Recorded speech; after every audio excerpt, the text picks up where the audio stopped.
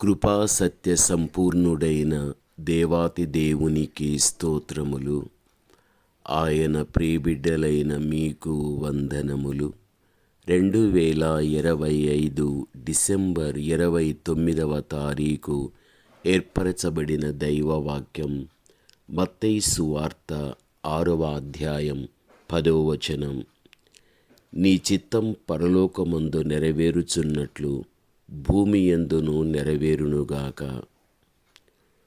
ప్రభువునందు ప్రియమైన వారలారా, మన జీవితములో దైవ చిత్తము చేయుట ఎంతో ప్రాముఖ్యం.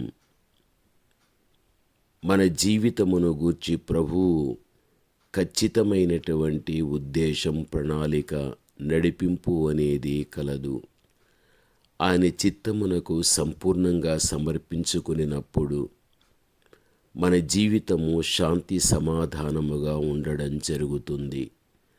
అయితే ఆయన చిత్తమును విడిచి వెళ్ళినప్పుడు సాతాను మన యందు ఏలుబడి చేయగలుగుతాడు.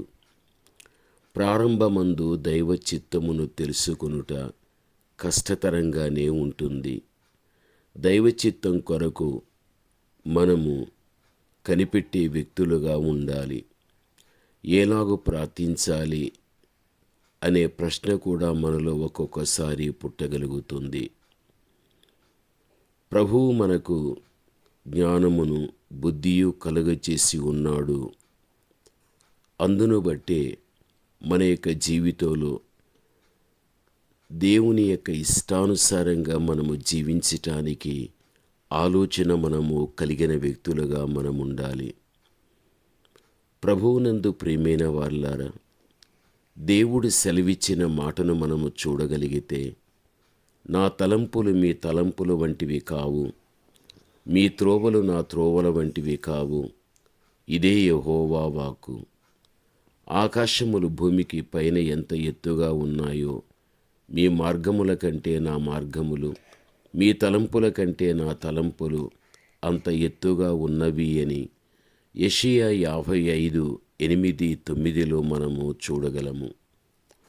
జ్ఞానియగు సొలొమోను హెచ్చరిక కూడా ఈ విధంగానే మనము చూడగలం. ఒకరి మార్గం వాని దృష్టికి యథార్థంగా కనబడును, అయినను తదుకది మరణమునకు చేరును అని సామెతలు 16:25 చూడగలము. దేవుని చిత్తము చేసినప్పుడు మనము పరలోక రాజ్యాన్ని స్వతంత్రించుకోగలుగుతాము. మానవుని యొక్క స్వయం చిత్తం, సాతాను యొక్క చిత్తం, ప్రభు యొక్క చిత్తం అను 3 రకముల చిత్తములను ఈ రోజున మనం ఎదుర్కొనుచూ ఉంటున్నాము. ప్రభువునందు ప్రియమైనటువంటి వారలారా, ప్రభువు సమీపించేటువంటి ఆయన యొక్క రాకడ గడియలో మనం మన యొక్క స్వచిత్తాన్ని ప్రక్కన పెట్టి దైవ చిత్తానికి మనము న్యాయం చేస్తూ సాగిపోవడం ఎంతైనా మంచిది. మనం సృష్టించిన ప్రభువు మన జీవితంలో ఒక ఉద్దేశాన్ని కలిగి ఉంటున్నాడు. తన అమూల్యమైనటువంటి రక్తముతో విమోచించుటలో ఖచ్చితమైన ఉద్దేశం మన విషయంలో దేవునికి ఉంటున్నది.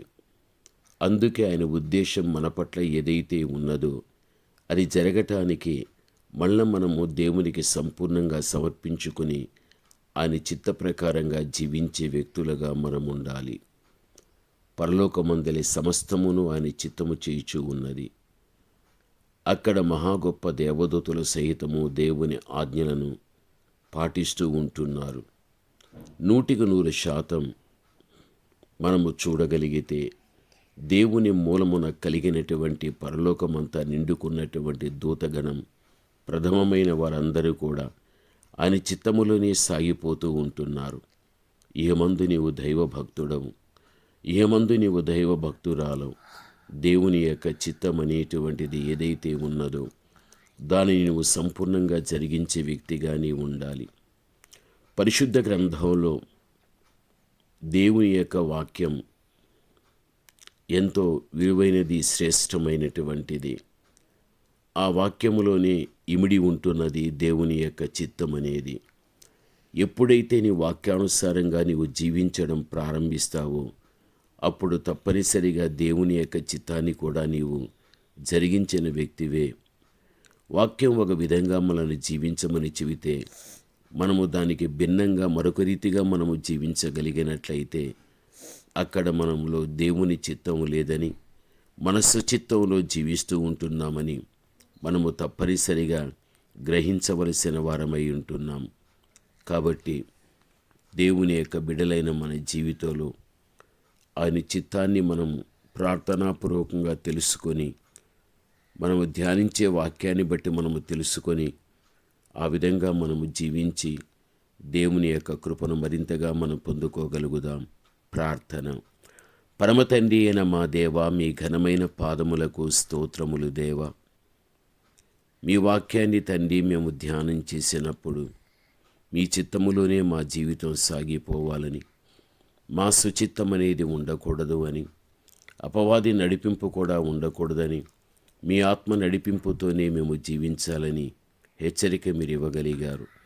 మీరిచ్చినటువంటి తండ్రి హెచ్చరికలను మేము అవలంబించి నా తండ్రి ఆ విధముగా తండ్రి జీవించి మీ కృపను మరింతగా పొందుకొని భూమి మీద మిమ్మల్ని మహిమపరిచే సాధనాలుగా మమ్మల్ని చేయమని యేసు నామములో ప్రార్థన చేస్తున్నాము తండ్రి.